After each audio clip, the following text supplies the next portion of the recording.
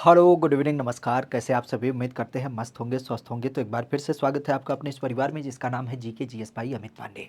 खासा आज के दिवस की जब बात की जाए तो जिस एक पहलू के साथ हम यहाँ पे जुड़ रहे हैं काफ़ी महत्वपूर्ण है। और आप भी जानते हैं कि राज्य स्पेशल परीक्षाओं को ही आधारित करते हुए ये सेशन आपको दे मिलता है जहाँ पे रोज़ हम कुछ एक नए प्रश्नों के साथ आपके साथ जुड़ते हैं और समझते हैं परीक्षक के उस पर्याय को जो हमारे लिए काफ़ी महत्वपूर्ण होता है। और आगामी एग्जाम की तैयारी को ध्यान में रखते हुए यहाँ पर प्रश्नों की प्रैक्टिस को हम करते हैं। तो चलेगा, आपकी क्लास की शुरुआत हो चुकी है। रोज़ रात 9 बजे ये क्लास आपको मिलती है। खास करके इसी बिंदु के साथ आज की क्लास की शुरुआत करते हैं कि सरस्वती महाभागे विद्या कमल लोचने विद्या रूपी विशालाक्षी विद्या देही नमोस्तुते। माँ बागदेवी का सानिध्य इस तरीके से प्राप्त हो ताकि नित्य नई ऊंचाइयों को आप लोग अचीव करें, यही सदैव से हमारा आपके प्रति मानना होता है। और इसी क्रम के साथ आज की क्लास की शुरुआत भी करते हैं। चलेगा, पहले प्रश्न के साथ जुड़ते हैं और पहला प्रश्न जो आप सबके सम्मुख है कुछ इस तरीके से है, जवाब करिएगा।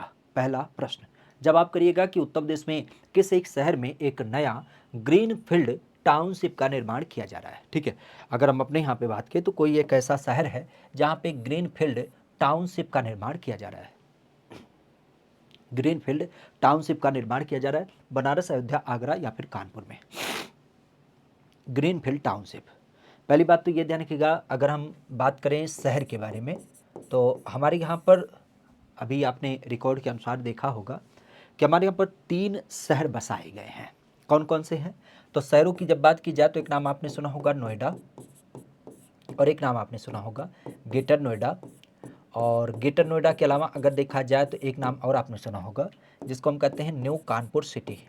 ठीक है, तो न्यू कानपुर सिटी, ये 3 शहर आपके क्या किए गए हैं, ऑलरेडी बसाए गए हैं, जो प्रपोज्ड एक तरीके से शहर आपको दिख मिलते हैं। हमारे यहाँ पर कुछ नए शहर आपको देख मिलते हैं, जैसे न्यू काशी, एक नए शहर की संकल्पना करी गई है। और न्यू काशी के अलावा आपने नाम सुना होगा न्यू ग्रेटर नोएडा। तो न्यू ग्रेटर नोएडा की जब बात की जाए तो इसको आपका बसाया जा रहा है। ठीक है, अब इसी तर्ज पर अगर देखा जाए तो और भी कुछ नए शहर आपके बसाए जा रहे हैं। जैसे अगर हमारे यहाँ पे देखा जाए तो अभी काफ़ी चर्चा में था एक शहर जिसका नाम है अयोध्या। अयोध्या की धरती की जब बात की जाए तो अयोध्या की धरती को चूज किया गया है जहाँ पे एक नया बड़े लेवल का टाउनशिप आपका डेवलप किया जा रहा है। अच्छा, एक चीज़ और ध्यान रखिएगा, आपने कई बार सुना होगा ग्रीन फील्ड, और एक नाम और आपने सुना होगा जिसको हम कहते हैं क्या अपने यहाँ पे ब्राउन फील्ड।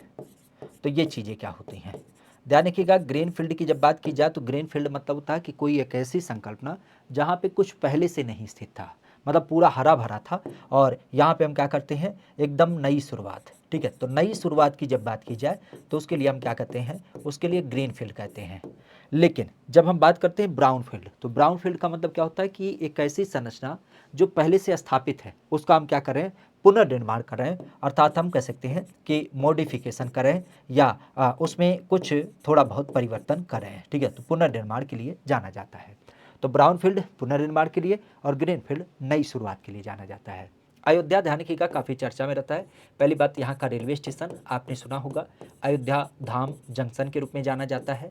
और अयोध्या धाम जंक्शन के अलावा यहाँ का हवाई अड्डा ध्यान रखिएगा, अभी तो लास्ट टाइम आपकी कह सकते हो कि राष्ट्रपति महोदया भी यहाँ पे गई थी। क्या नाम है उसका, उसका नाम है महर्षि वाल्मीकि।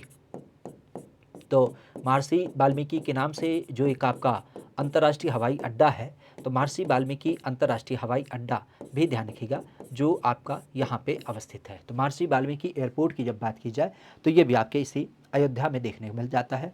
खासा अयोध्या की जब बात की जाए तो आपने नाम सुना होगा, पहली बात चूड़ामणि चौक। चूड़ामणि चौक की जब बात की जाए तो ये स्थित है।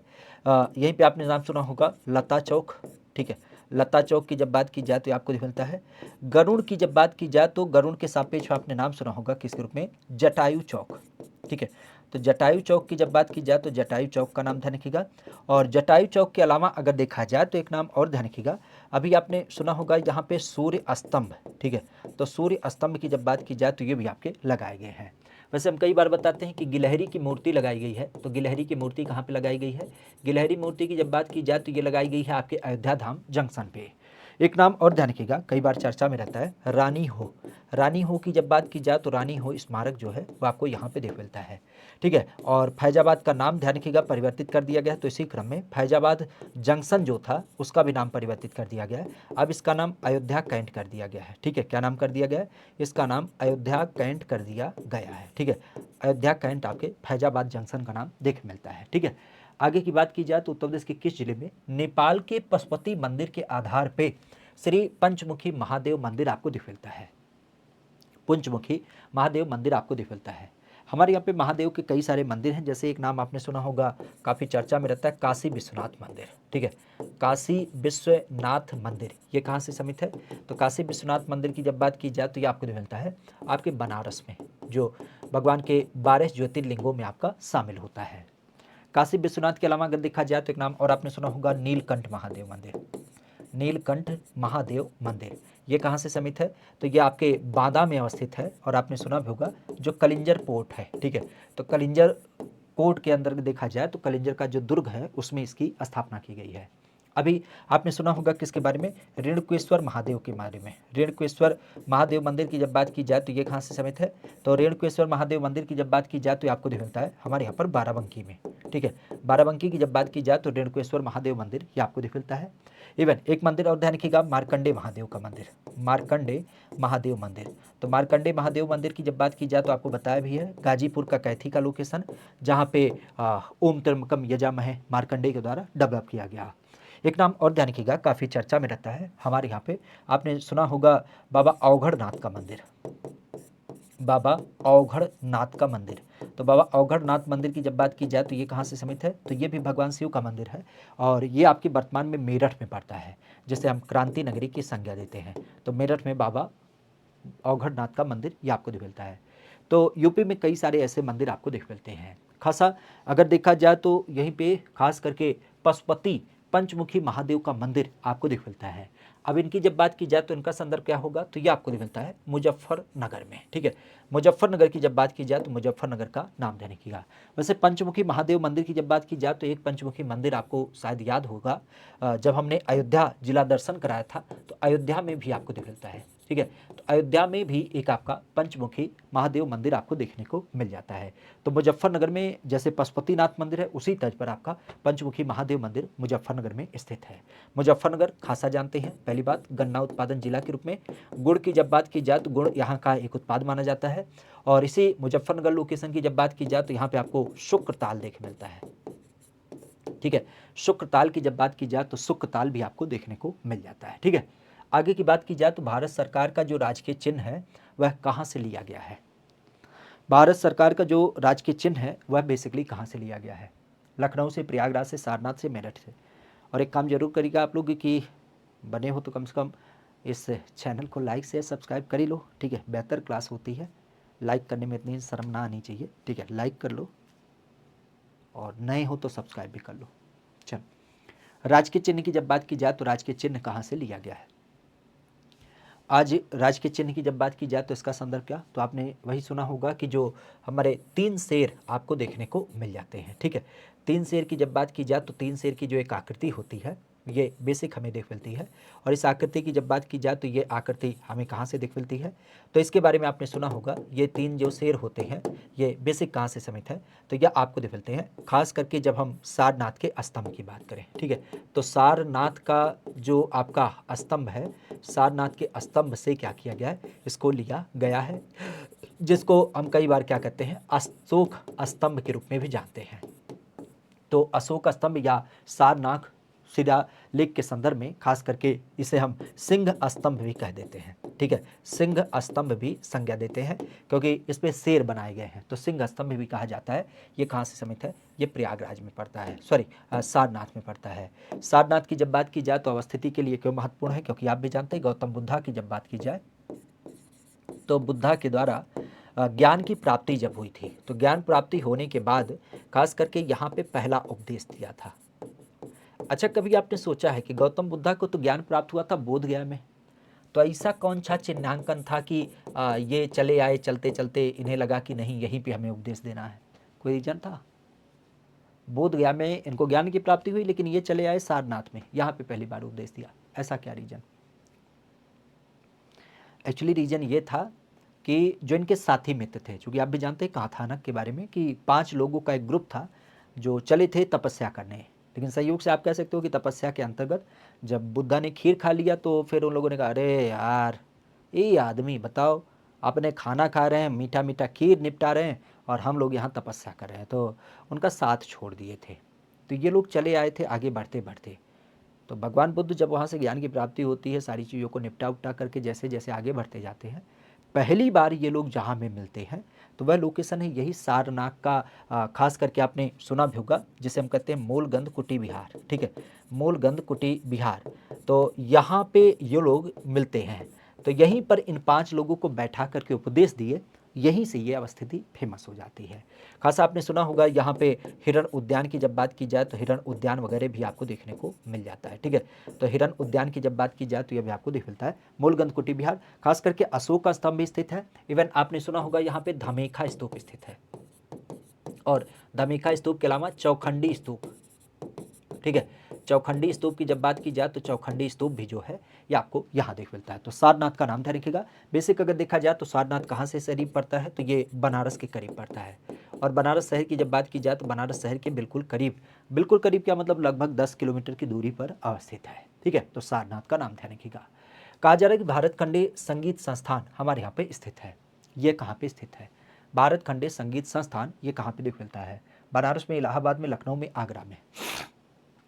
भारत खंडे संगीत संस्थान ये कहाँ पे स्थित है?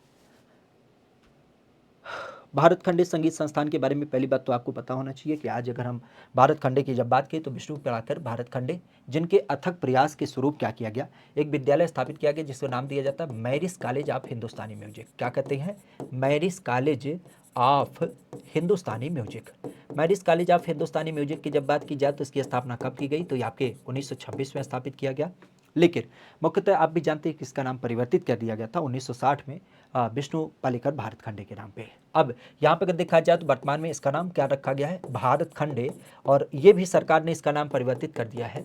अब इसको भारत खंडे संस्कृति संस्थान नाम दिया जाता है। कहाँ से इसका संबंध है? तो आपके राजधानी लखनऊ में पड़ता है। तो राजधानी लखनऊ में 1926 में क्या किया गया? इसकी स्थापना करी गई है। ठीक है, तो इस चीज़ को ध्यान रखिएगा।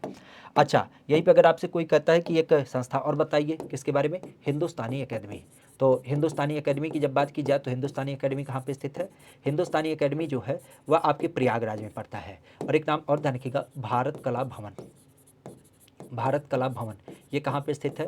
तो यह आपके देख मिलता है बनारस के अंतर्गत। ठीक है, तो बनारस में क्या है? भारत कला भवन आपको देख मिलता है। ठीक है, संस्थानों की जब बात की जाए तो एक नाम और आपने सुना होगा हमारे यहाँ पर, राज्य कला अकादमी। ठीक है, तो राज्य के संदर्भ में अगर देखा जाए तो राज्य का ललित कला अकादमी, राज्य का ललित कला अकादमी ये कहाँ पे देख मिलता है?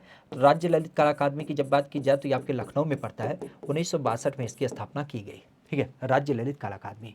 यहीं पे ध्यान रखिएगा, राज्य के संदर्भ में आपने सुना होगा संगीत नाट्य अकादमी। ठीक है, तो संगीत नाट्य अकादमी ये स्थापित किया गया। और इसकी जब बात की जाए तो ये कब? ये 1963 में। और यहीं पे आपने नाम सुना होगा किसके बारे में? भारतेंदु के बारे में। तो भारतेंदु नाट्य अकादमी ये कब स्थापित हुआ? भारतेंदु नाट्य अकादमी की जब बात की जाए तो यह स्थापित किया गया 1975 में। ठीक है, तो 1975 में भारतेंदु नाट्य अकादमी आपका स्थापित किया गया। अच्छा, भारत कला भवन कब स्थापित किया गया था? ये आपके 1920 में स्थापित किया गया। प्रयागराज में एक संस्थान और ध्यान रखिएगा, कई बार आपने नाम सुना होगा, उत्तर मध्य क्षेत्र का, उत्तर मध्य क्षेत्र का खास करके सांस्कृतिक केंद्र। क्या कहते हैं? उत्तर मध्य क्षेत्र का एक सांस्कृतिक केंद्र जो है वो आपके इसी प्रयागराज में देख मिलता है। ठीक है, तो इसको भी ध्यान रखिएगा। राज्य में संस्कृति विभाग की स्थापना करी गई। राज्य में संस्कृति विभाग की स्थापना की गई। संस्कृति विभाग मतलब कल्चर विभाग। हमारे यहाँ पर कल्चर विभाग की स्थापना की गई, जिसका एक मुख्य मानक था कि हमारे प्रदेश की जो कला है, हमारे प्रदेश की जो संस्कृति है, उसको बढ़ावा दिया जाए। जैसे कला संस्कृति की जब बात की जाए, जैसे हमारी पहचान क्या है? कथक। कथक की जब बात की जाए तो कथक यूपी का क्या है? शास्त्रीय नृत्य है।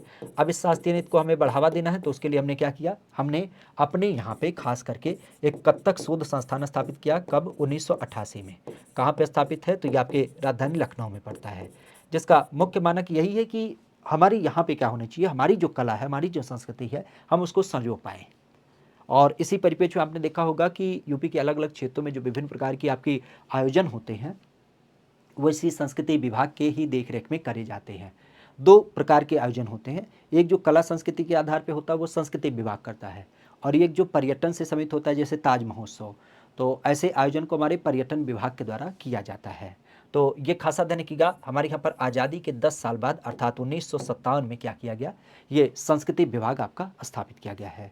वैसे अभी हमारे यूपी सरकार ने ये भी बोला है कि यूपी के जितने भी आपके 75 जिले हैं, उन 75 जिलों में आप लोग क्या करिए, ऐसे जितने भी आपके कला संस्कृति से समेत आपके क्षेत्र हैं उनके लिए क्या करिए, एक सेंटर स्थापित करिए, ताकि ऐसे लोकेशन को चिन्हित किया जा सके, और चिन्हित करने के बाद उनका डेवलपमेंट हो, और डेवलपमेंट करने के बाद हम सीधे तौर पे हम अपने यहाँ पे पहली बात तो अपनी कला को जीवित करेंगे, और दूसरा हम उसे जीवित करते हुए अपने यहाँ पे पर्यटन को बढ़ावा दे सकेंगे।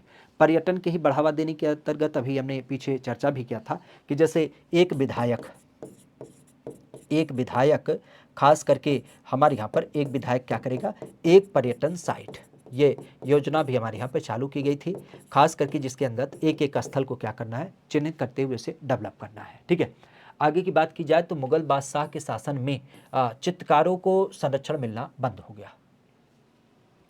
एक्चुअली आप भी जानते हैं कि जब हमारे यहाँ पर मुगल बादशाह आए थे तो उन लोगों के माध्यम से विभिन्न प्रकार के उनके सहयोगी भी आए थे। अब तो थोड़ा सा कल्चर परिवर्तित हो गया, लेकिन वैदिक सभ्यता में आपने देखा होगा जो एक साक्ष्य मिलता है वो ये मिलता है कि हमारे यहाँ पर कोई भी व्यक्ति जो काम करता था ना, उसके आधार पे उसका सीन डिवाइड होता था। जैसे अगर कोई कपड़े धोता था तो उसे धोबी कहा जाता था, कोई लोहे से समेत आपके सामान को बनाता था उसको लोहार कहा जाता था, कोई चमड़े का काम करता उसे चर्मकार कहा जाता। ये अलग अलग वैरायटी आपकी निर्धारित थी। इवन आपने देखा होगा कि आज गांव पद्धति में भी अब तो थोड़ा सा परिवर्तन हो गया कि आधुनिकतम सब सर्विस सेक्टर में जुड़ गए हैं, लेकिन पुराने समय में जब सीन होता था तो एक तो बड़ा व्यक्ति होता था जिसे हम गांव का जमींदार कहते थे, और उसके काम के साथ सहयोग के रूप में गांव में अलग अलग वैरायटी के लोग रहते थे। जैसे गांव में नाई रहता था, गांव में लुहार रहता था जो खेती के सामान में मदद करता था, ठीक है, या गांव में धोबी रहता था जो कपड़े की धुलाई वगैरह करता था। तो मतलब हर एक वैरायटी के लोग आपके क्या होते थे, वहाँ पे उपस्थित होते थे। इनका जो पैटर्न होता था वो कर्म के आधार पे था, ना कि जाति के आधार पे। हालांकि ये परंपरा हमारे यहाँ पे धीरे धीरे कब जाति में परिवर्तित हो गई इसका कोई आधार नहीं रहा, क्योंकि वैदिक सभ्यता में एक कथानक मिलती है, एक लाइन भी मिलती है कि मेरे पिताजी क्या करते हैं, वो शास्त्र अध्ययन करते हैं, तो इस नाते वो ब्राह्मण है, मैं खास करके व्यापार करता हूँ इस कारण से मैं वैश्य हूँ, जबकि मेरा पुत्र जो है वो क्या करता है, खेती किसानी करता है, तो वह कृषक है। ऐसे कुछ विवरण मिलता है, मैं एग्जैक्ट याद नहीं, लेकिन वहाँ पे जो एक आधार रखा गया था वो रखा गया था कि कर्म के आधार पे। ठीक है, तो यहाँ पे अगर देखा जाए तो वही हम करने की बात कर रहे थे कि जो राजा महाराजा आते थे तो अपने साथ उनके दरबार में रहने वाले जितने भी लोग रहते थे उनको लेके आते थे, जिसमें कलाकार भी हो जाते थे, सलाहकार भी होते थे, मूर्तिकार भी होते थे, लेखक भी होते थे, कवि भी होते थे। इवन राजा कभी कभी परेशान होता था तो बीरबल जैसे जो हास्यकार होते थे उनको भी अपने साथ रखता था।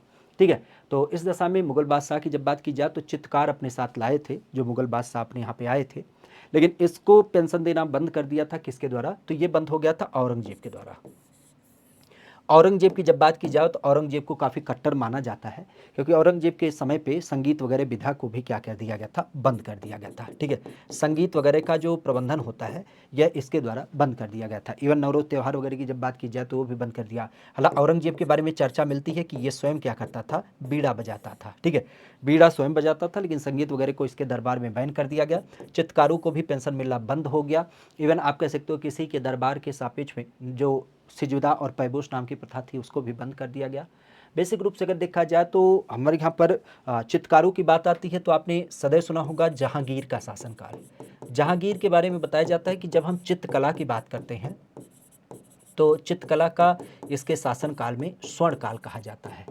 चित्रकला का जन्म की जब बात की जाए तो जन्म किसने दिया था, तो जन्म की जब बात की जाए तो जन्म हुमायूं के।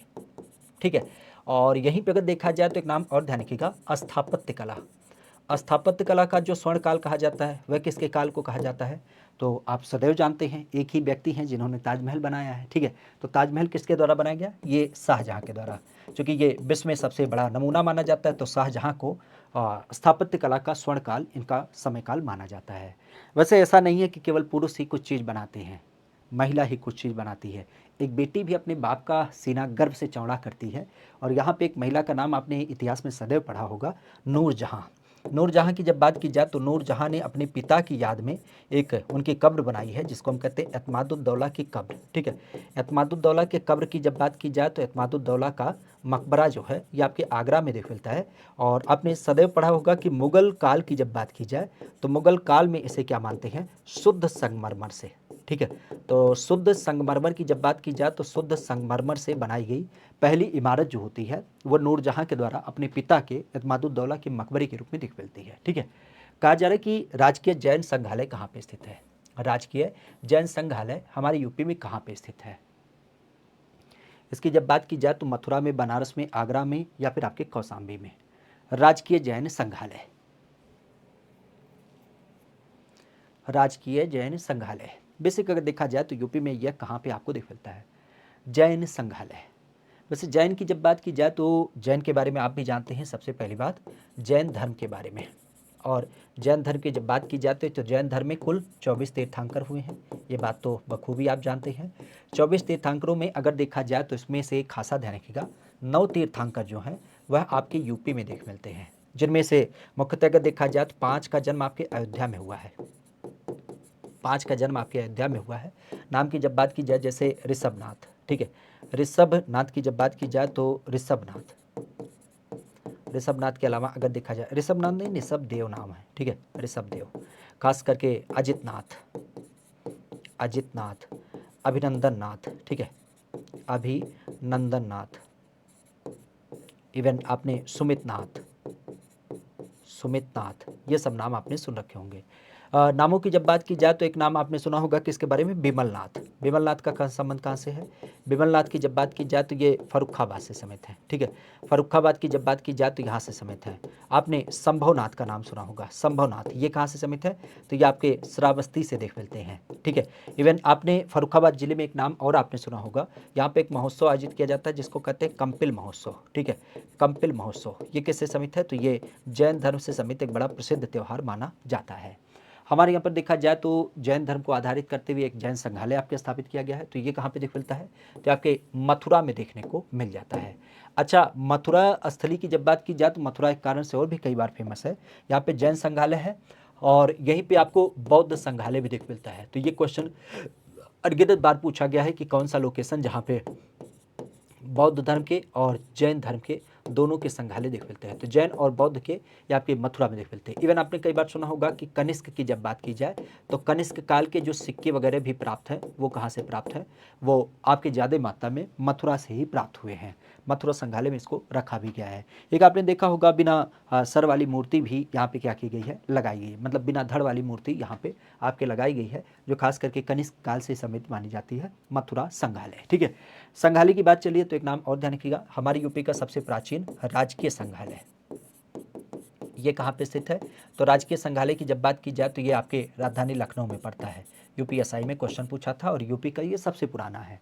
इवन नाम आपने सुना होगा किसके रूप में, हमारे यहाँ पर क्रांति संग्रहालय। तो क्रांति संग्रहालय की जब बात की जाए तो क्रांति संग्रहालय कहाँ पे स्थित है, तो क्रांति संग्रहालय नाम से पता चला है मेरठ नगरी क्रांति। ठीक है, तो मेरठ में क्रांति नगरी में क्रांति संग्रहालय है। ठीक है, अभी आपको हमने पीछे चर्चा भी किया होगा कभी कि हमारी यूपी में एक इत्र संग्रहालय आपका डेवलप किया जा रहा है, या फिर एक तरीके से इत्र म्यूजियम आपका डेवलप किया जा रहा है। इत्र म्यूजियम की जब बात की जाए तो ये कहाँ पे, यह आपका डेवलप किया जा रहा है राजधानी लखनऊ में। तो राजधानी लखनऊ का नाम ध्यान रखिएगा। ठीक है, तो इस चीज़ को ध्यान रखिएगा। क्लियर। बाकी एक नाम और ध्यान रखिएगा, हमारे यूपी में पशुवार मेमोरियल, पशुवार मेमोरियल की जब बात की जाए तो ये कहाँ पे, या आपके डेवलप किया जा रहा है मेरठ में। ठीक है, मेरठ की जब बात की जाए पशुवार मेमोरियल, ये ध्यान रखिएगा। क्लियर। आगे की बात आती है कि पद्मावत, पद्मावत की जब बात की जाए पद्मावत किसकी रचना है, पद्मावत की जब बात की जाए पद्मावत बेसिकली किसकी रचना होती है, ये मलिक मोहम्मद जायसी, आमिर खुसरो, बदायूनी या फिर आपके पाणी। कौन से एक ऐसे व्यक्ति होते हैं जिनकी रचना पद्मावत के रूप में जानी जाती है,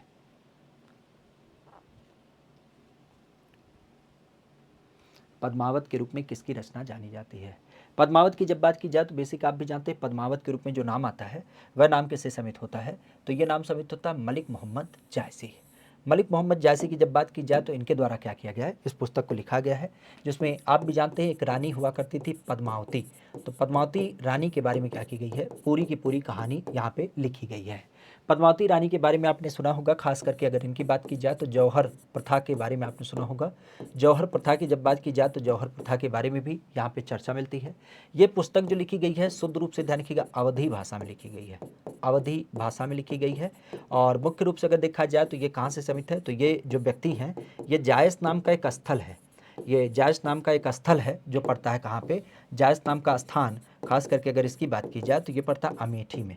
तो अमेठी के अंदर जायस नाम का स्थान ध्यान रखिएगा, खास करके जहाँ पे मलिक मोहम्मद जायसी का नाम आता है। ठीक है, आमिर खुसरो की जब बात की जाए तो आमिर खुसरो के बारे में आपने सुना होगा, इनके द्वारा एक पुस्तक लिखी गई है ख्वामचा ए खुसरो, क्या कहते हैं, ख्वामचा ए खुसरो की जब बात की जाए तो ये पुस्तक इनके द्वारा लिखी गई है। ठीक है, किसके द्वारा, आमिर खुसरो के द्वारा। ठीक है, एक नाम आता है कि उत्तर प्रदेश में लोकसभा की सीटें कितनी हैं, आजकल लोकसभा काफ़ी चर्चा में है। ठीक है, तो लोकसभा की कितनी सीटें आजकल आपको यूपी में देखने को मिलती हैं, इसमें कोई संशय नहीं होगा। ठीक है, क्योंकि अब की बार लोग चर्चा करें ना कि पार पार पार, तो यूपी में कितना पार लोकसभा की सीटें, उत्तर प्रदेश में लोकसभा की सीटें 90, 85, 80, 75।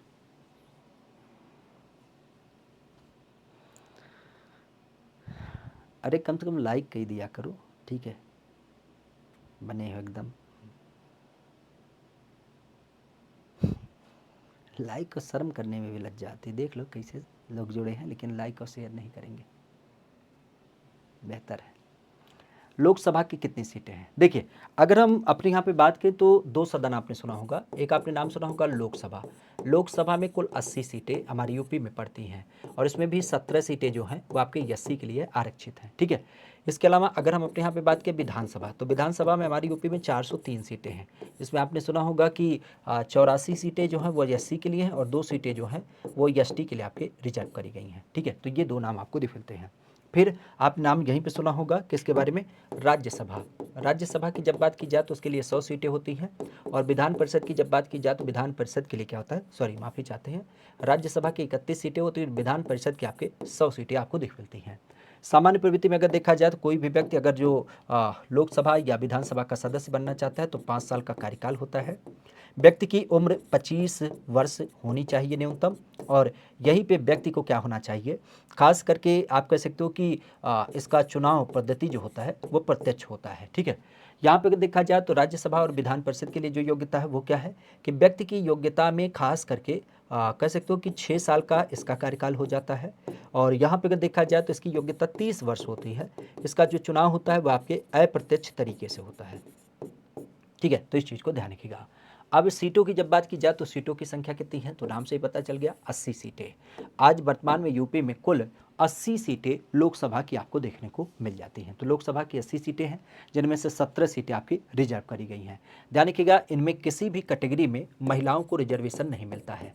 अब महिला आरक्षण के लिए हमारे यहाँ पर प्रावधान किया गया है और उसका नाम है नारी बंदी अधिनियम। क्या नाम है, नारी बंदी अधिनियम की जब बात की जाए तो यह आपको देखने को मिल जाता है, जिसके अनुसार क्या होगा, संविधान में 106वें नंबर का संविधान संशोधन किया गया और इसके अनुसार 33% मतलब 1/3 सीटें जो होंगी वो महिलाओं के लिए रिजर्व करी जाएंगी। उत्तर प्रदेश में और भारत में पहली बार एक सौर्य संग्रहालय का निर्माण किया गया है। तो इसका शिलान्यास किसके द्वारा किया गया, सतीश महाना, नरेंद्र मोदी, आनंदीबेन पटेल या योगी आदित्यनाथ। ये भारत का पहला सौर्य संग्रहालय आपका डेवलप किया गया। बेसिक अगर देखा जाए तो सौर संग्रहालय के बारे में आप भी जानते हैं कि ये एक तरीके से कह सकते हो कि जो नौसेना होती है उस नौसेना को आधारित करते हुए देश का पहला संग्रहालय माना जा रहा है या म्यूजियम माना जा रहा है। कहाँ पे आपका स्थापित किया जा रहा है, तो ये आपके राजधानी लखनऊ में। लखनऊ में अभी आपने सुना होगा एक आईएनएस गोमती संग्रहालय आपका डेवलप किया जाएगा। तो आईएनएस गोमती संग्रहालय भी आपका डेवलप किया जा रहा है और इसी के साथ सेना का एक सौर्य संग्रहालय आपका डेवलप किया जा रहा है। तो इसका उद्घाटन अभी मतलब शिलान्यास किया गया था योगी आदित्यनाथ के द्वारा। ठीक है, तो योगी आदित्यनाथ की जब बात की जाए तो उनके द्वारा इसका उद्घाटन, इसका शिलान्यास किया गया। वैसे सेना की बात चलिए तो यहीं पे ध्यान रखिएगा गलवान घाटी। गलवान घाटी के जो शहीद थे उनके लिए एक आपका स्मारक बनाया गया है। ये कहाँ पे है? यह आपके प्रयागराज में है। और प्रयागराज की जब बात की जाए तो उसी प्रयागराज का नाम ध्यान रखिएगा। यहाँ पे एक आपके इंटरेक्टिव गैलरी भी स्थापित की गई है। ठीक है, तो इंटरेक्टिव गैलरी की जब बात की जाए तो ये आपके प्रयागराज में स्थापित है। और खासा आपने सुना होगा जब हम अल्फ्रेड पार्क की बात करें चंद्रशेखर आज़ाद को लेकर के, तो अल्फ्रेड पार्क की जब बात की जाए तो अल्फ्रेड पार्क को आधारित करते हुए चंद्रशेखर आज़ाद का नाम ध्यान रखिएगा, जिनके आधार पे इसको डेवलप किया जा रहा है। ठीक है, तो इस चीज़ को ध्यान रखिएगा। शौर्य संग्रहालय, वैसे शौर्य संग्रहालय से ध्यान रखिएगा, यहीं पे नाम याद होना चाहिए। सेना परेड पहली बार आपके लखनऊ में आयोजित किया गया था। ठीक है, सेना परेड आपके लखनऊ में पहली बार आयोजित किया गया था। और 15 जनवरी का नाम ध्यान रखिएगा, क्योंकि ये क्या होता है, ये हमारे यहाँ पर खास करके जब आपने थल सेना के बारे में सुना है तो थल सेना दिवस आपको दिख मिलता है। एक नाम और ध्यान रखिएगा, वायुसेना का एक विशेष आपने परेड देखा था, और वो कहाँ देखा था, तो वह आपने देखा था प्रयागराज में। प्रयागराज की जब बात की जाए तो वहाँ पे खासा 8 अक्टूबर की जब बात की जाए तो 8 अक्टूबर ध्यान रखिएगा वायुसेना के लिए। 4 दिसंबर ध्यान रखिएगा, 4 दिसंबर किससे समित है, तो ये नौसेना से समित है। ठीक है, तो 4 दिसंबर की जब बात की जाए तो ये नौसेना दिवस के रूप में आपका आयोजित किया जाता है। ठीक है, बात की जा रही है थारू जनजाति के लोग हमारे यूपी के किस क्षेत्र में निवास करते हैं। थारू जनजाति के लोगों की जब बात की जाए तो यह यूपी में आपके निवास करते हैं, लेकिन यूपी के किस क्षेत्र में निवास करते हैं, बुंदेलखंड, रुहेलखंड, तराई क्षेत्र, या फिर इनमें से कोई नहीं। पहली बात तो ये ध्यान रखिएगा, अगर हम यूपी के जनजाति की बात करें तो यूपी में जो जनजाति की संख्या है 0.6% यह कुल संख्या होती है 2011 की जनगणना के अनुसार। और यहाँ पे भी अगर देखा जाए तो सर्वाधिक जो पाई जाती है वो कहाँ पे, वो आपके सोनभद्र में पाई जाती हैं। और सबसे कम जो पाई जाती है वो कहाँ पे, वो आपके बागपत में।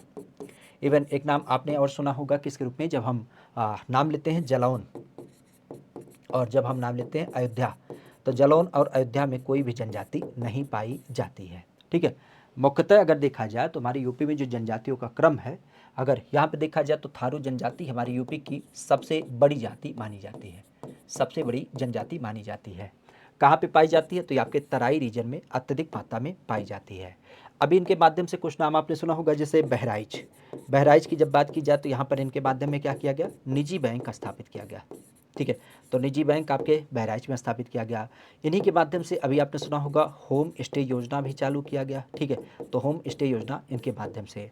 एक नाम और आपने सुना होगा अभी बलरामपुर में, बलरामपुर ज़िले की जब बात की जाए तो बलरामपुर ज़िले का नाम ध्यान रखिएगा, क्योंकि अभी इन्हीं के संदर्भ में क्या किया गया, बलरामपुर ज़िले में खास एक नाम आपने सुना होगा जिसको हम नाम देते हैं किस रूप में, हमारे यहाँ पे बलरामपुर ज़िले का नाम, क्योंकि यहाँ पे आपने सुना था किसके बारे में, एक म्यूजियम, एक संग्रहालय की जब बात की जाए तो एक म्यूजियम या एक संग्रहालय जो है ये आपके बलरामपुर ज़िले में स्थापित किया गया। तो थारू जनजाति का नाम ध्यान रखिएगा।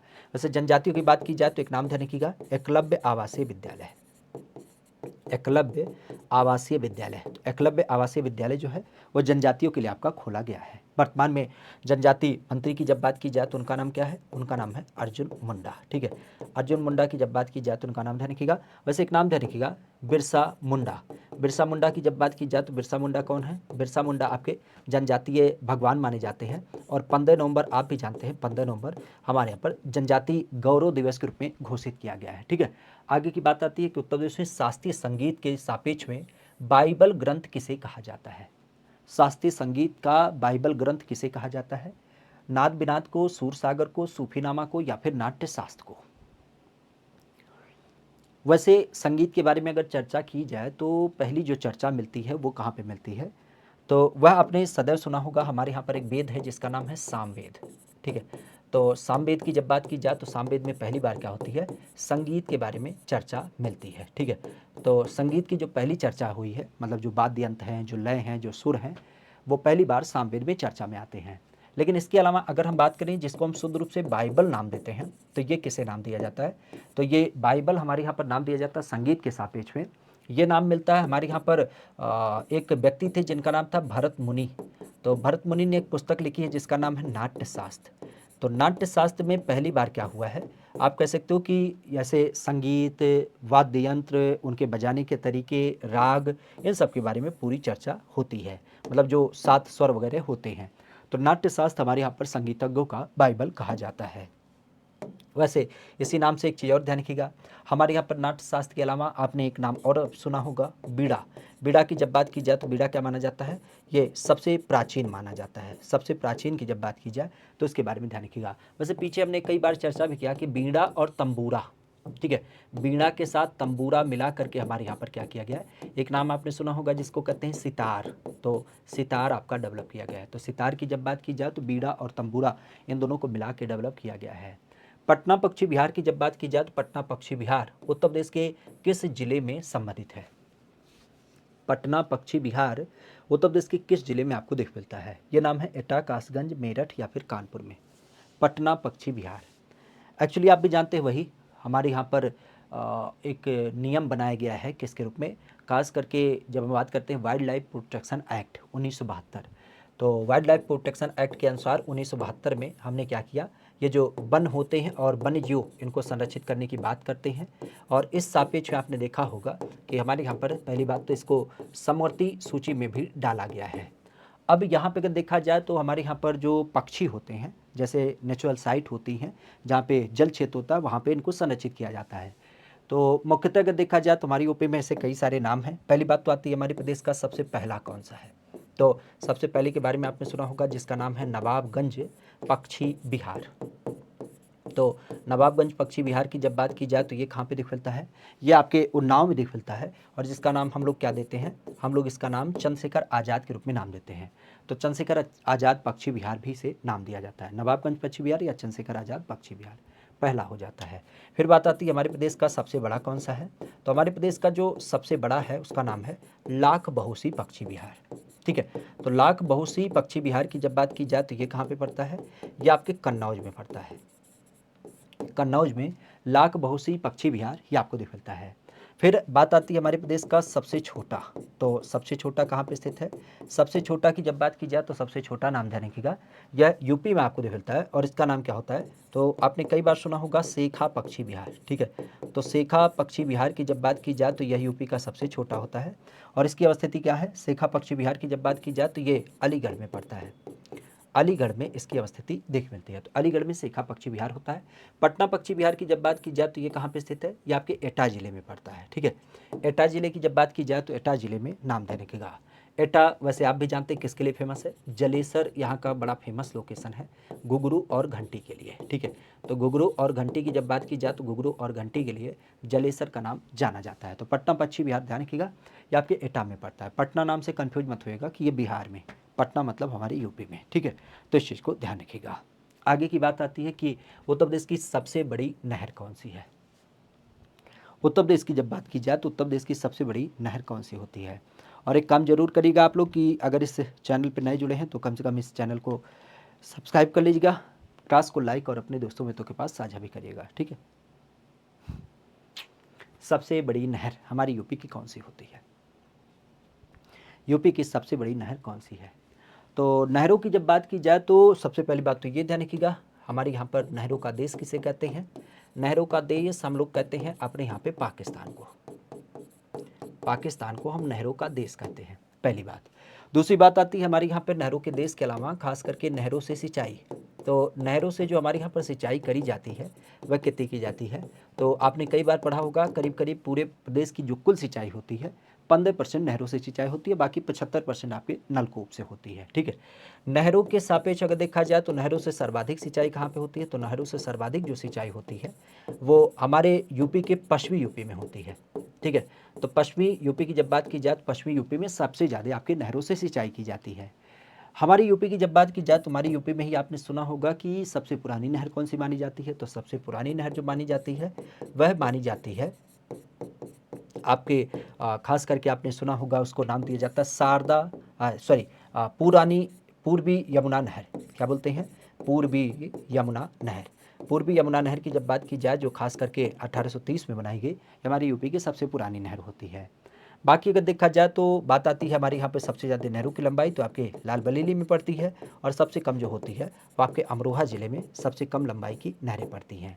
देखा जाए तो सबसे बड़ी नहर कौन सी होती है, तो ये होती है शारदा सहायक परियोजना। शारदा सहायक परियोजना की जब बात की जाए तो इसकी कुल लंबाई कितनी है, तो 12,368 किलोमीटर ये इसकी पूरी लंबाई आपको दिख मिलती है। तो शारदा नहर 12,368 किलोमीटर के रूप में जानी जाती है। बिसैथा ताल, आज अगर इसकी बात की जाए तो यह उत्तर प्रदेश में कहाँ पे स्थित है? बिसैथा ताल यूपी में कहाँ पे देख मिलता है? नाम के रूप में देखा जाए तो गोंडा, बहराइच, लाल बरेली या फिर मिर्जापुर। बिसैथा ताल। वैसे मिर्ज़ापुर की जब बात की जाए तो मिर्ज़ापुर किसके लिए फेमस है? आपने कई बार सुना होगा टांडा दर्द के बारे में, खड़ंजा दर्द के बारे में, खड़ंजा। और खड़ंजा के अलावा अगर देखा जाए तो आपने देवदारी का नाम सुना होगा, ठीक है। तो ये जलप्रपात या दर्द आपको यहाँ पे देख मिलता है। कहाँ पे? हमारे मिर्ज़ापुर ज़िले में। बहराइच की जब बात की जाए तो बहराइच में आपने चितौरा झील का नाम सुना होगा। चितौरा झील जो है ये आपके बहराइच में पड़ता है। और बिसौथा ताल की जब बात की जाए तो ये आपके लाल बरेली में पड़ता है, ठीक है। लाल बरेली की जब बात की जाए तो लाल बरेली में ये आपका बिसैथा ताल प्रमुख रूप से देख मिलता है। इसी तरीके से अगर देखा जाए तो एक नाम और आपने सुना होगा सुरहा ताल। सुरहा ताल की जब बात की जाए तो ये कहाँ पे स्थित है? ये आपके बलिया में पड़ता है। और एक नाम और ध्यान रखिएगा, बेसिक अगर देखा जाए तो बखिरा, बखिरा ताल। बखिरा ताल की जब बात की जाए तो बखिरा ताल कहाँ पे स्थित है? बखिरा ताल की जब बात की जाए तो बखिरा ताल ध्यान रखिएगा ये संत कबीर नगर जिले में पड़ता है। संत कबीर नगर। तो संत कबीर नगर जिले की जब बात की जाए तो संत कबीर नगर जिले में बखिरा ताल आपको दिख मिलता है, ठीक है। वैसे हमारे यूपी की जब बात की जाए तो आपने राम सुना होगा, रामगढ़ ताल, चिलुआ ताल, रामगढ़ ताल, चिलुआ ताल और कंदला ताल, यह कहाँ से समित है? यह आपके गोरखपुर में पड़ते हैं। तो गोरखपुर का नाम ध्यान रखिएगा, चिलुआ ताल, कंदला ताल, रामगढ़ ताल, गोरखपुर में। नाम आता है ई विलेज योजना उत्तर प्रदेश में चालू की गई। ई विलेज योजना हमारे यूपी के किस जिले से चालू की गई? ई विलेज का कॉन्सेप्ट क्या है? तो ई विलेज के कॉन्सेप्ट की जब बात की जाए तो मतलब आप भी जानते हैं कि जितनी भी सरकारी योजनाएं होती हैं अब उसको ग्राउंड लेवल पे गांव पे देने की बात चल रही है। तो इस हिसाब पे आपने देखा होगा कि विभिन्न प्रकार के जो सरकारी पत्र होते हैं या दैनिक जीवन के जो पत्र होते हैं, कागजात, उनको यहीं से बनवाया जाता है। खासा आपने नाम सुना होगा जिसको हम कहते हैं सीएससी, सहज जन सेवा केंद्र। तो सीएससी की जब बात की जाए तो इसके माध्यम से क्या होता है, जितने भी आपके प्रमाण पत्र होते हैं ये आपके बनाए जाते हैं, जैसे जन्म प्रमाण पत्र, मृत्यु प्रमाण पत्र, ration card, Aadhaar card, driving licence, PAN card, ये सारी चीज़ें यहाँ पे बनाई जाती हैं। मूल अगर देखा जाए तो अब हमारी यूपी सरकार का एक कॉन्सेप्ट है कि हमारे यूपी के जितने भी आपके ज़िले हैं सबको क्या किया जाए, आपके गवर्नेंस के साथ इंटरनेट से जोड़ दिया जाए। और इसी नाते इस ई की जब बात की जाए तो ई का मतलब होता है इलेक्ट्रॉनिक, कन्फ्यूज मत होइएगा, इंटरनेट नहीं होता है, इसका मतलब होता है इलेक्ट्रॉनिक। तो इलेक्ट्रॉनिक विलेज परियोजना आपकी चालू की गई। पहले चरण में आपकी ये कौशाम्बी से चालू किया गया है, ठीक है। आगे की बात आए तो उत्तर प्रदेश के किस एक लोकेशन में आपको एक नाभिकीय ऊर्जा परियोजना देखने में मिलती है? हमारे यूपी में कौन सा एक ऐसा लोकेशन है जहाँ पे नाभिकीय ऊर्जा परियोजना देखने को मिलती है? ओबरा में, पनकी में, हरदुआगंज में या फिर आपके नरौरा में? यूपी का ऐसा कौन सा लोकेशन है या फिर ऐसी कौन सी अवस्थिति है जहाँ पे एक नाभिकीय ऊर्जा परियोजना आपको देख मिलती है? नाभिकीय ऊर्जा परियोजना ये आपको देख मिलती है। नाभिकीय ऊर्जा मतलब आप भी जानते हैं जहाँ पे परमाणु भट्टी वगैरह का कॉन्सेप्ट आता है। और इसे परमाणु रिएक्टर की जब बात की जाए तो ये हमारे यूपी में कहाँ पे स्थित है? परमाणु संयंत्र। वैसे परमाणु संयंत्र के रूप में एक नाम ध्यान रखिएगा, कई बार कंफ्यूज करता है। आपने सुना होगा हमारे यहाँ पर गोरखपुर, गोरखपुर नाभिकीय संयंत्र। तो गोरखपुर नाभिकीय संयंत्र का संदर्भ कहाँ से है?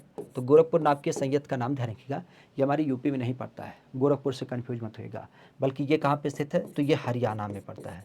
हरियाणा में गोरखपुर नाभिकीय संयंत्र आपको मिलता है। हमारी यूपी में जो नाभिकीय संयंत्र है वो कहाँ पे स्थित है? तो ये एकमात्र स्थित है नरौरा। नरौरा की जब बात की जाए तो नरौरा आपके पड़ता है बुलंदशहर में। तो बुलंदशहर की जब बात की जाए तो बुलंदशहर में नाभिकीय ऊर्जा का एक स्रोत आपको मिलता है नरौरा बुलंदशहर के रूप में, ठीक है। तो इस चीज़ को ध्यान रखिएगा, ठीक है। नाभिकीय संयंत्र, क्लियर। नाभिकीय संयंत्र की जब बात की जाए तो आपके नरौरा बुलंदशहर में पड़ता है। वैसे बुलंदशहर में एक लोकेशन है खुर्जा। खुर्जा की जब बात की जाए तो इसे क्या नाम दिया जाता है? सिरेमिक सिटी नाम दिया जाता है, ठीक है। तो सिरेमिक सिटी हम लोग किसे कहते हैं? तो ये हम कहते हैं अपने यहाँ पे खुर्जा को, क्लियर। खुर्जा को हम लोग क्या कहते हैं? सिरेमिक सिटी नाम देते हैं। देश का सबसे लंबा आंतरिक राष्ट्रीय जलमार्ग कौन सा है? देश का अब तक का सबसे लंबा आंतरिक राष्ट्रीय जलमार्ग कौन सा है? नाम होता है काकीनाडा मरक्कम, कोल्लम कोट्टापुरम, सदिया धुबरी या फिर इलाहाबाद हल्दिया। कौन सा आंतरिक राष्ट्रीय जलमार्ग हमारे देश का सबसे लंबा माना जाता है? अब देश के सबसे लंबे आंतरिक जलमार्ग की जब बात की जाए तो उसका नाम क्या होगा? पहली बात तो ये ध्यान रखिएगा, हमारे यहाँ पर परिवहन के माध्यम जो होते हैं, एक तो होता है वायु परिवहन जो खुले आकाश में होता है, एक होता है सड़क और रेल जो स्थल मार्ग होता है, और एक होता है पानी में परिवहन। पानी में परिवहन भी दो तरीके से हो सकते हैं, एक आपका समुद्री क्षेत्र का होता है जो बड़े बड़े कंटेनर वगैरह लेकर के चलता है, और एक जो होता है जो हमारे लोकल मतलब आप कह सकते हो कि जो स्थलीय भाग होता है जहाँ पे नदी वगैरह होती है उसमें आपका परिवहन। तो आंतरिक राष्ट्रीय जलमार्ग आपको दिख मिलता है, ये लोकल परिवहन के लिए आपका डेवलप किया जाता है। संयोग से आप कह सकते हो हमारे यहाँ पर नेशनल वाटर हाईवे संख्या 1 है, और ये किस पे आधारित है? ये गंगा नदी पर आधारित है। तो नेशनल वाटर हाईवे संख्या 1 की जब बात की जाए जो गंगा नदी पर आधारित है, इसकी कुल लंबाई है 1620 किलोमीटर। ठीक है, तो 1620 किलोमीटर ले करके इसका नाम देखने को मिल जाता है। बस इसी पे ध्यान रखिएगा, एक अभी आपने नाम सुना होगा मल्टी मॉडल टर्मिनल। ठीक है, मल्टी मॉडल टर्मिनल भी आपका डेवलप किया जा रहा है, और मल्टी मॉडल टर्मिनल की जब बात की जाए तो ये कहाँ पे? ये आपके बनारस से। अभी तो आपने देखा होगा कि 2018 से इसको अब संचालित अवस्था में भी कर दिया गया है। बनारस से अब हल्दिया तक क्या होता है, इस पर कंटेनर वगैरह आना जाना चालू हो गया है। अभी आपने बनारस के हिसाब पे सुना था, बनारस की जब बात की जाए तो बनारस से कहाँ तक? बनारस से असम के डिब्रूगढ़ तक क्या किया गया था? एक अभी आपने सुना था गंगा बिलास क्रूज सेवा। तो गंगा बिलास क्रूज सेवा की जब बात की जाए तो इसको भी आपका चालू कर दिया गया है। कहाँ से? बनारस से डिब्रूगढ़ तक। तो इसको भी ध्यान रखिएगा। फिरोजाबाद शहर किसके द्वारा बसाया गया? फिरोजाबाद शहर ये किसके द्वारा बसाया गया? नाम की जब बात की तो मोहम्मद बिन तुगलक, फिरोज शाह तुगलक, अलाउद्दीन खिलजी या फिर सिकंदर लोदी। फिरोजाबाद शहर, हमारे यहाँ पर कई सारे शहर बसाए गए हैं।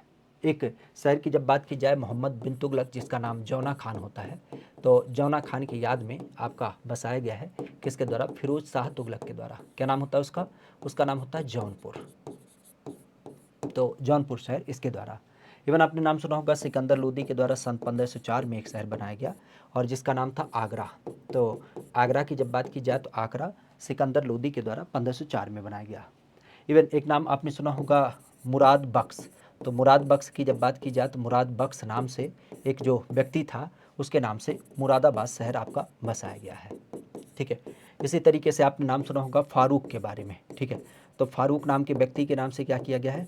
फर्रुखाबाद आपका बसाया गया है। ठीक है, फर्रुखाबाद।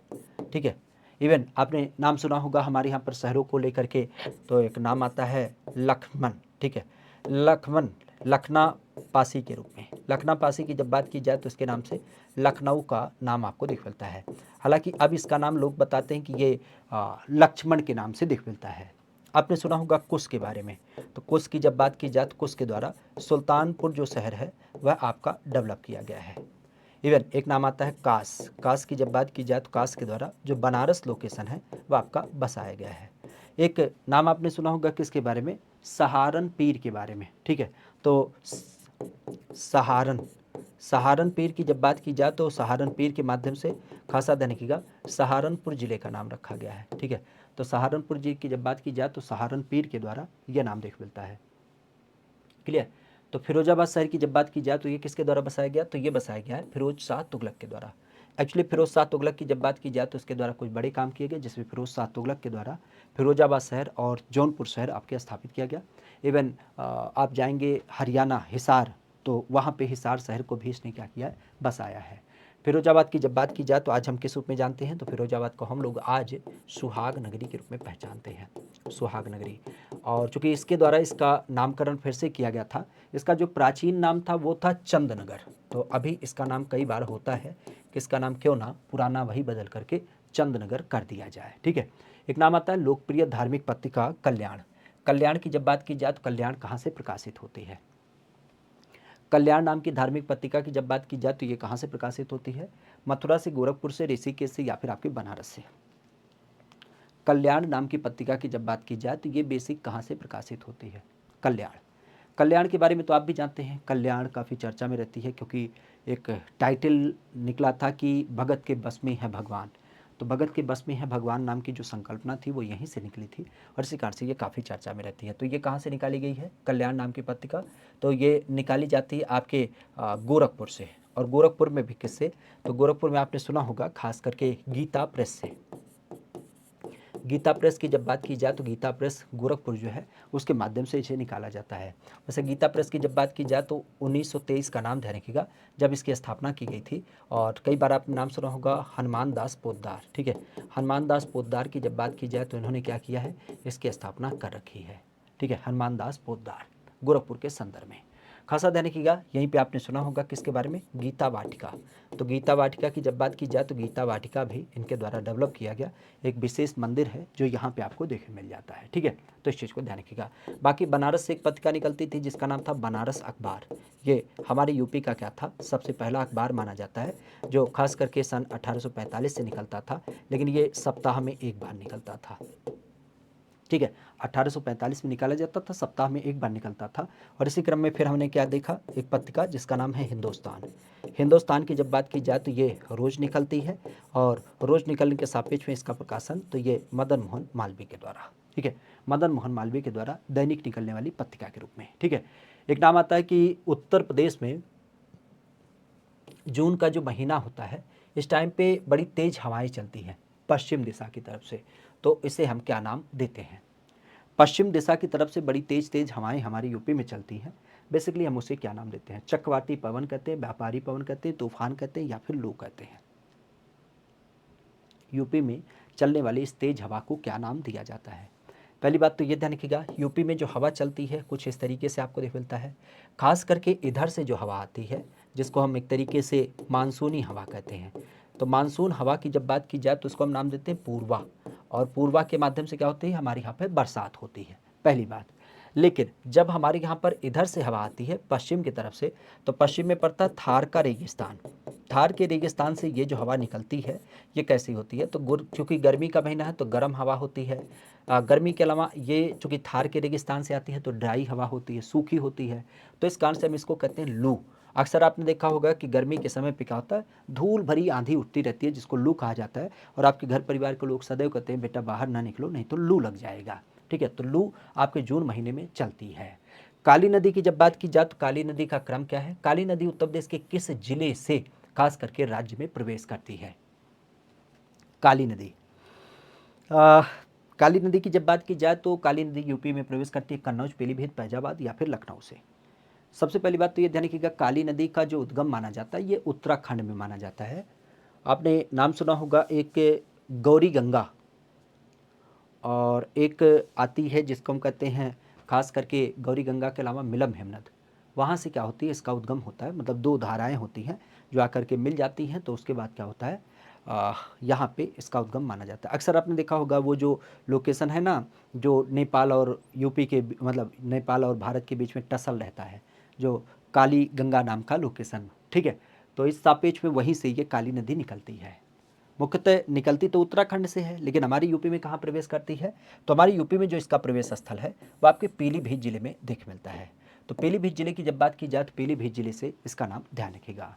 और काली नदी के सापेक्ष में आपने कई बार सुना होगा कासगंज जिला, क्योंकि कासगंज जिले की जब बात की जाए तो कासगंज जिले से क्या होती है, ये काली नदी आपकी गुजरती भी है, तो इसको भी ध्यान रखिएगा। ठीक है, निकलती कहाँ से है, उत्तराखंड में, उत्तराखंड काली गंगा और गौरी गंगा की सापेक्ष में। ठीक है, गौरी गंगा और काली गंगा की जब बात की जाए तो इन दोनों की मिला धारा जो होती है इन्हीं को हम क्या कहते हैं, इन्हीं को शुद्ध रूप से हम लोग क्या कहते हैं, काली नदी नाम दे देते हैं। ठीक है, आगे की बात आती है कि जौनपुर किस एक नदी के किनारे स्थित है। जौनपुर की जब बात की जाए तो जौनपुर शहर जो है वह किस एक नदी के किनारे स्थित है, यमुना, गोमती, सरयू या मंदाकिनी? कौन सी नदी है जो जौनपुर जिले के सापेक्ष आपको दिख मिलती है? कौन सी नदी है जो जौनपुर जिले के सापेक्ष आपको दिख मिलती है? अब जौनपुर की जब बात की जाए तो जौनपुर अभी हमने देखा किसके द्वारा, फिरोज शाह तुगलक के द्वारा बसाया गया। किसके सापेक्ष में, जौना खान की याद में। जौना खान कौन थे, तो ये थे मोहम्मद बिन तुगलक। ठीक है, तो इसे हम क्या बोलते हैं, जौनपुर नाम देते हैं। आज जौनपुर की जब बात की जाए तो इसे हम पूरब का सिराज कहते हैं। पूरब के सिराज के अलावा अगर देखा जाए तो यहीं पे आपने नाम सुना होगा किसके रूप में, खास करके सिराज ए हिंद, तो सिराज ए हिंद भी नाम देते हैं। मुख्य रूप से अगर देखा जाए तो इसके क्रम में ध्यान रखिएगा, जौनपुर की जब बात की जाए तो जौनपुर किसके लिए फेमस है, तो आप भी जानते हैं दरी और कालीन के लिए फेमस है। हालांकि जौनपुर के बारे में हमने बताया भी था लास्ट टाइम, यहाँ की इमरती मिलती है और इस इमरती को अभी लास्ट टाइम जीआई टैग भी मिल चुका है। तो जौनपुर की जब बात की जाए तो जौनपुर किस नदी के किनारे स्थित है, तो ये ध्यान रखिएगा गोमती नदी के किनारे है। आज गोमती नदी की जब बात की जाए तो गोमती नदी के सापेक्ष आपने देखा भी होगा। जौनपुर जिले की जब बात की जाए तो लखनऊ, लखनऊ के अलावा सुल्तानपुर, और सुल्तानपुर के अलावा आपका ये जो जौनपुर है, ये तीनों क्या हो जाते हैं, इसके किनारे आपको देख मिल जाते हैं। तीनों शहर इसके किनारे स्थित हैं। वैसे गोमती के बारे में ध्यान रखिएगा, पीलीभीत जिला, और पीलीभीत जिले की जब बात की जाए तो पीलीभीत जिले के सापेक्ष में फुलहर झील की जब बात की जाए तो फुलहर झील से क्या होता है, इसका उद्गम देखने को मिल जाता है। ठीक है, और आगे चल करके आप भी जानते हैं कैथी गाजीपुर में क्या करती है, ये गंगा की सहायक हो जाती है। उत्तर प्रदेश में स्वतंत्र रूप से मत्स्य विभाग की स्थापना करी गई। मत्स्य विभाग की स्थापना करी गई 1973, 75, 66 या 76 में।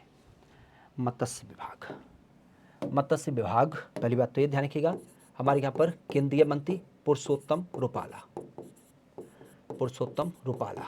और यूपी में अगर देखा जाए तो यूपी में संजय निषाद। कई बार आपने सुना होगा हम इसके सापेक्ष क्या मानते हैं, अपने यहाँ पे ब्लू रेवोल्यूशन या जिसको हम कहते हैं नीली क्रांति। तो नीली क्रांति की जब बात की जाए तो नीली क्रांति हमारे यहाँ पर क्या होती है, मछली उत्पादन से जानी जाती है। अंतर स्थलीय मछली की जब बात की जाए, मतलब मीठे पानी की मछली के मामले में, तो हमारा यूपी क्या करता है, यूपी इसके उत्पादन में पहला स्थान रखता है। अभी इसको पुरस्कृत वगैरह भी किया गया था।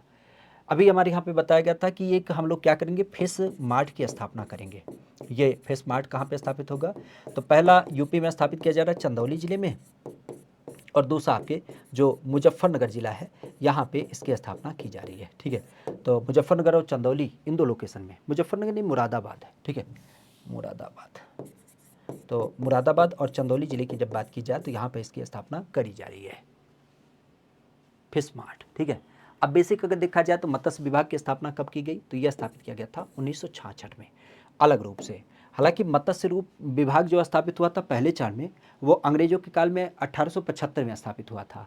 लेकिन इसके साथ क्या हुआ था, मछली भी, रेशम भी, पशुपालन भी, वन विभाग भी, कृषि विभाग, मतलब सबको एक साथ स्थापित किया गया 1875 में। कृषि विभाग जाके अलग हुआ था 1919-20 में, पशुपालन विभाग 1944 में। तो इसी तरीके से अलग अलग विभाग आपके अलग हुए।